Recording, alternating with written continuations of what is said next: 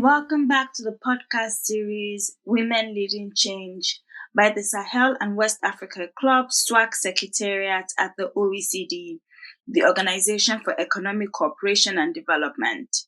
SWAC produces innovative evidence-based analysis to inform public policies in line with transformations taking place in the West African region. This podcast series tells the stories of women as civil society actors, activists, authors, leaders, health and humanitarian workers, and entrepreneurs in West Africa. They provide examples of how their work is driving transformative change. These conversations also help better connect SWAC's evidence-based analysis with civil society advocacy and action. My name is Dr. Jumo Ayondele, and I am delighted to be your host for this podcast episode. Our special guest today is Mrs. Somachi Chris-Asoluka. She is the incoming Chief Executive Officer of the Tony Elumelu Foundation, TEF, which is the leading philanthropy organization that is empowering young African entrepreneurs from all 54 African countries. Welcome, Somachi. Oh, thank you so much, Rima. Thank you. We're well. We're good. Greetings from sunny Lagos. So let's get started because, you've done a lot of interesting work at TEF, and your organization aims to empower entrepreneurs. Today, we can see and we know that there are more female entrepreneurial initiatives, especially on the African continent, when compared to other parts of the world. What can you tell us about this new generation of African women entrepreneurs? I think that's such a fantastic question and a great beginning to this podcast. First off, we've seen that lots of women entrepreneurs are energetic, they're ambitious, they're creative, they're innovative, and they're beginning to drive economic transformation in their different communities. When we started our program in 2015, when we launched our Tony Elumelu Foundation Entrepreneurship Program, we opened it up and we received 20,000 applications from across all 54 African countries. In that 20,000 applications, we noticed only about 23% came from women entrepreneurs. And that was troubling for us, right? Because through this program, we wanted to create economic hope, not just for African young men, but African young women. And so we began to become more deliberate and more targeted in how we reached African women entrepreneurs, how we guided and supported them through the application process, and how we identified role models to encourage other women entrepreneurs to apply for our program. I'm happy to say that in 2021, for instance, 70% of our beneficiaries were women. So we selected and funded 5,000 entrepreneurs, and over 70% of them were women. We disbursed about $16 million to African women entrepreneurs in 2021. I think that's a record. I don't think any other philanthropy has done that. But then it also, more importantly, I believe, demonstrates the drive and the energy and the passion of women entrepreneurs on the continent and how they're not going to stay behind the scenes anymore. They're championing change. They're driving businesses. They're coming up with transformative business ideas. They're scaling their small businesses, and they're employing other women in their communities and outside of those communities. So I think it's the year for African entrepreneurs, especially African women entrepreneurs. It's very good to see that more women are being funded, more women are applying and are knowing about these programs to help scale up their businesses. Mm-hmm. Okay, so you touched on entrepreneurship, right? And entrepreneurship is largely an urban phenomenon and evolves over time with cities. So there's a new report by SWAC on Africa's urbanization dynamics, the economic power of African cities.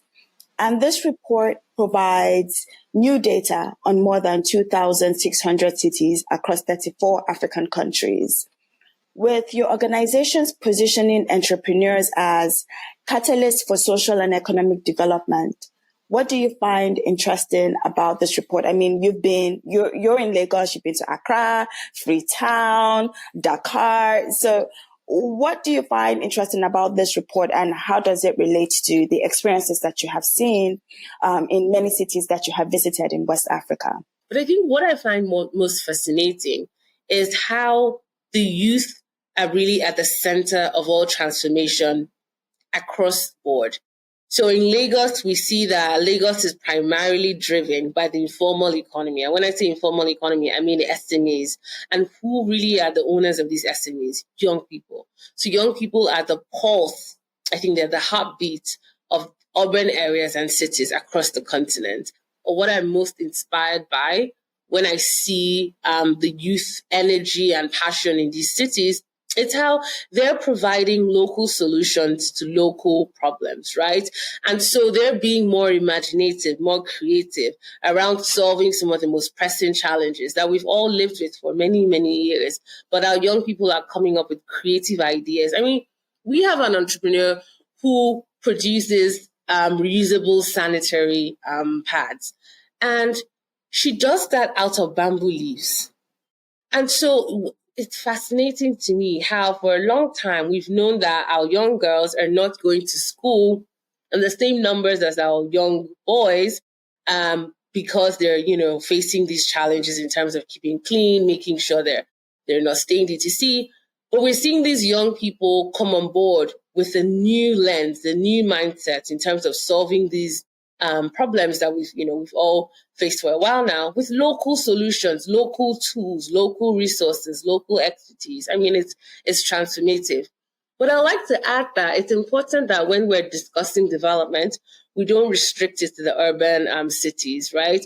I think that it's very important that we look at the sustainability of our urban areas and understand that intense migration will continue to put too much pressure on our urban areas. And so it's important that the same economic hope and economic opportunity that we're seeing in these urban cities, we should try to recreate and replicate that in the rural communities so that we have our young ones stay put and gradually transform those rural areas instead of everyone coming to the cities and putting too much pressure, where we see city infrastructure collapsing, we see resources being a little too scarce, etc., etc. So I'll give another instance. At the foundation, when we started again in 2015, we had, I think, about 85%, 90% of our applications come from cities.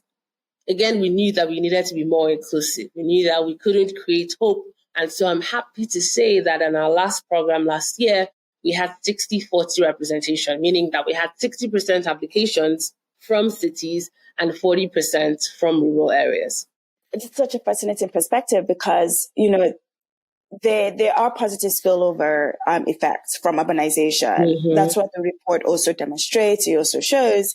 But in policy circles, there is this concern that you have highlighted that urbanization might widen this rural-urban divide, especially when it comes to economic agency and when it comes to the economic agency of rural and urban women.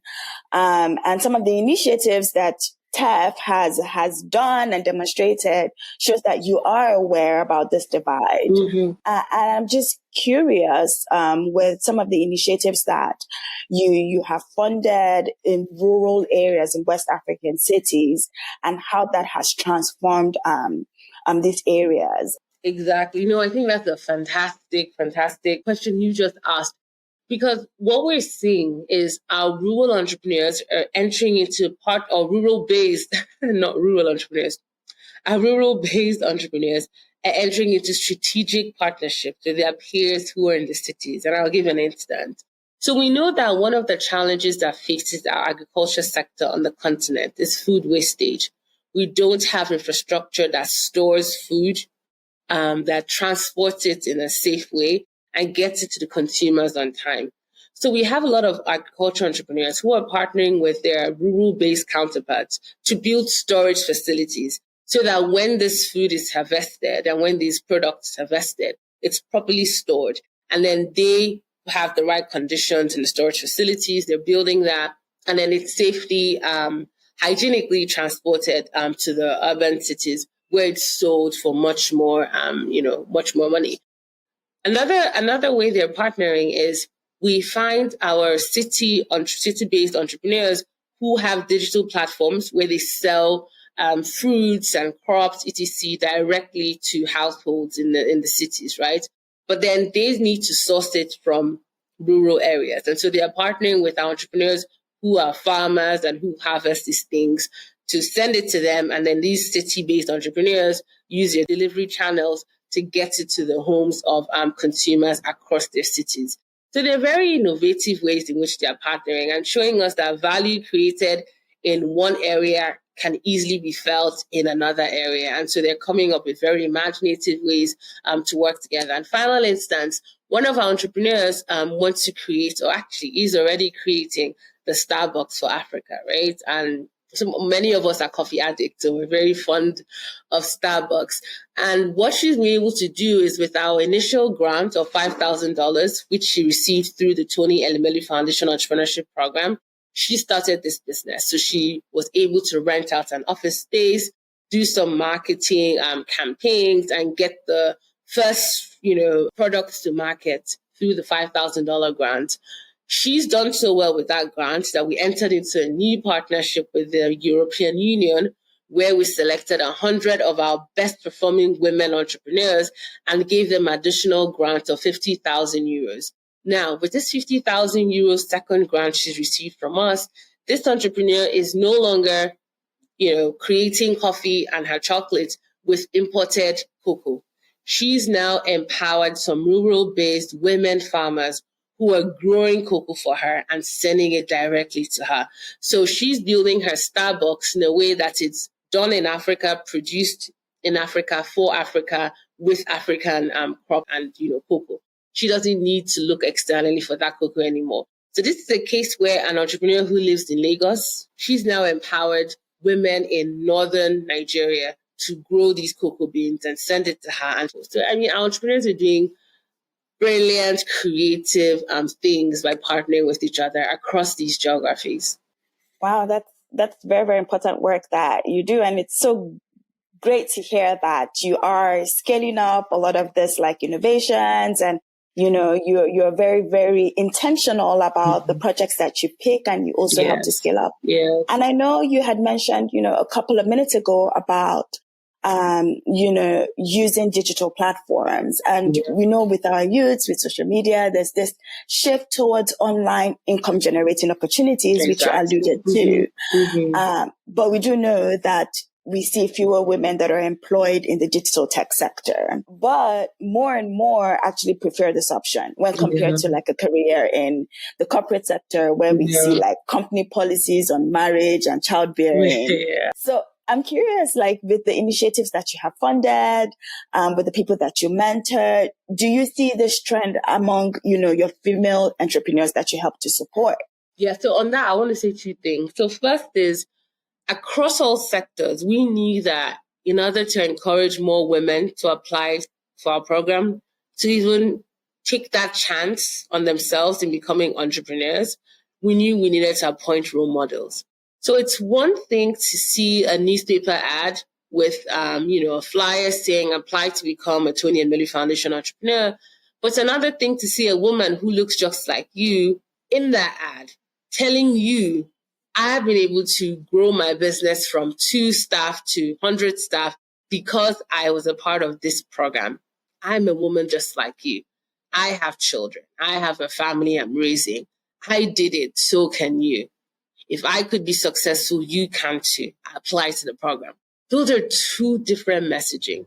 And so we've seen, and we know, because we've grown up our representation from, as I told you, 23% to what it is today, because we appointed strategic female role models who told their personal stories and inspired other women entrepreneurs to join our program and take a chance on themselves in becoming entrepreneurs. So this is true across the tech sector, across the digital sector, but also across all other sectors: fashion, education, healthcare, commerce, retail, etc., etc. We need more role models. We need representation. Representation matters so much. And you many times I think we underestimate the power of seeing yourself in a role model or someone you want to be. It drives action in a way that, not many things can. Second thing I want to say is that, and it follows on from representation, but when we have more women as business owners, when we have more women driving companies and starting companies and hiring labor and talent and building a team, we will have more company policy that is accommodating to women and what we go through. And so when we continue to have boardrooms that are dominated by men, it's not unexpected that the policy will be women unfriendly. Because in order to have a policy that is friendly to you and your situation, you or someone who looks like you needs to be in that room. And that's just the reality. And so that's why the work that we do is so important in identifying and creating more women entrepreneurs, because that's the way we can change the African private sector. If we have more women entrepreneurs starting and scaling their businesses, then those become the big businesses of tomorrow. And we have the women at the helm, then those policies will be friendly so that we have women who are able to achieve their fullest potential across all industries, across all fields. And they don't need to choose what fields to go in just because they need one that's friendly towards their situation. No, that's not right. Men don't have to go through this extra burden of choosing what industry to play in because of policies that can accommodate their realities. And so women shouldn't be forced to. So yeah, representation matters on so many different levels. And that's what we're trying to do by driving our female inclusion and really bridging that gender divide. So my final question, right? Because we've been talking about entrepreneurship, but there's no entrepreneurship without infrastructure, right? Some of the report's policy recommendation focused on improving urban infrastructure and promoting cities as hubs of innovation. In your view, how can cities provide a more favorable entrepreneurial environment? I mean, when it comes to entrepreneurship, we always say the federal government, the state government has to have an enabling business environment. But we sometimes forget that cities also play a role. So I'm very, very curious on how you are thinking, how you envision cities such as Lagos, Accra, Dakar, Abidjan, providing a more favorable entrepreneurial environment, given the work that you do at TEF. Yeah, no, John, that's a great question. And it's funny because yesterday, I was having a meeting with some of our partners, and it was exactly what you just said, that a lot of times when people go through the frustrations of infrastructure failing in Africa, they're very quick to blame the federal government. And then our partner gave the example. And he said, most roads that we use in Lagos here, only about 20% is actually FG responsibility. That's federal government responsibility. And the majority is state and local government responsibility. And that's exactly what you're talking about, cities now. I think first is we need to understand that some of these policymakers across the federal government, state government, local government, etc., are well-meaning, but don't have the insights and the data to influence and shape the policies that they set. And we've had several incidences. For instance, we in 2018, we were visiting a state governor in Nigeria. And before we went to that meeting, we did a survey of our entrepreneurs in that state, asking them what were some of their most pressing business challenges. And so they responded to that survey, and we were able to create a small report that we took to that state for the meeting. And in the course of the meeting, we presented the results to the governor at the time. And what the entrepreneurs in that state had said was that they were fine paying tax to government, but that in that state, there was so much duplicity of taxes that it was stifling any business growth. So they were paying the same tax to so many different agencies who had been authorized by the state government to collect those taxes. And so when we presented that report to the governor, and it's important because the entrepreneurs weren't complaining about paying taxes. They were fine to pay taxes, but they just asked for some structure and some harmonization in the payment of the taxes. And so when we presented this to the governor at the time, he was stunned and he was silent for a few minutes. And he said, if anyone had asked me what is my biggest legacy in government, I would say it was empowering and supporting my young startups. And so to receive this report shows me that so my reality and their reality are worlds apart.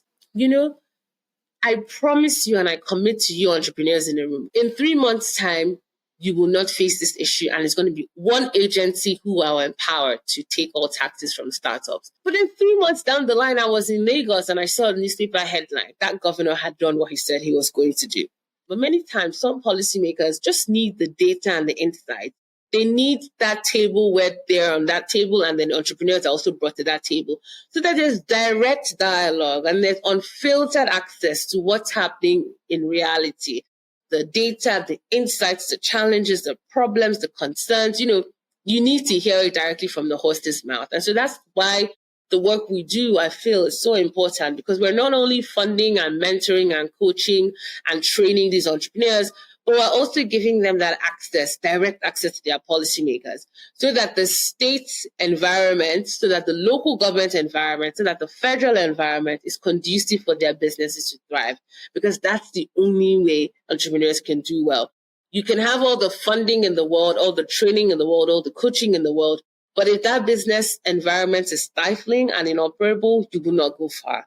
And so it's so important for them to have a direct contribution to the policy that they're regulated by. Second thing I would like to say is, across Africa, and this isn't just in Nigeria where I live, but access to electricity is such a huge problem. We have entrepreneurs who report that they spend over 80% of business profit on powering their offices, powering their businesses. How can an entrepreneur grow if they're spending 80% of profits that they should be investing back into their businesses in putting light in their businesses? It's offensive, it's cruel, it's unjust for that to continue to happen on our continent. So that's why the work that we do is also in advocating and letting governments know that government cannot provide all the infrastructure that entrepreneurs and private sector would need. You need to open up and get out of the way sometime to allow private sector invest in these infrastructure. If you realize that infrastructure will help you transform your economy, generate the growth that you need to transform your economy, so on and so forth, and you realize also in all humility that government cannot provide all the answers, you will create room for private sector to come in and do what needs to be done. I mean, look at the telecommunications sector in Nigeria. At the time, we only had the government give us NITEL. I think that's what it was called at the time. But then when it was unlocked and private sector was allowed to invest, just look what's happening in Nigerian telecoms industries. There's so much competition. There's so much innovation. There's so much consumer option. There's so much, I think Nigerian telecom industry is very sophisticated, probably the most sophisticated on the continent. And it can easily rival some EU telecom spaces. And because there's that room for private sector to come and do what it does best. So my counsel, again, and our advocacy for government is get out of the way sometimes and allow private sector do what it does best. This is private sector's strength. Private sector can never be in competition with public sector. It's impossible. There's a role for private sector, there's a role for public sector, and public sector needs to recognize that and put in place the incentives, the environment to encourage private sector come and invest and reinvest for years to come. I really want to thank you, Somachi. This was such great insights on what is going on in West African cities, how TEF is supporting entrepreneurs, women, youth, seeing the digital platforms that are being used, seeing the role of private sector. I'm very, very excited to see where West African cities are going to be in another 10 to 20 years. Everyone, again, my name is Dr. Jumo Ayondele, your host. And this brings us to the end of our podcast episode. For more information on the publications that were referenced, they can be found on SWAC's MAPTA platform or indeed on the OECD SWAC website. Till next time, and thank you again, Somachi. Thank you so much.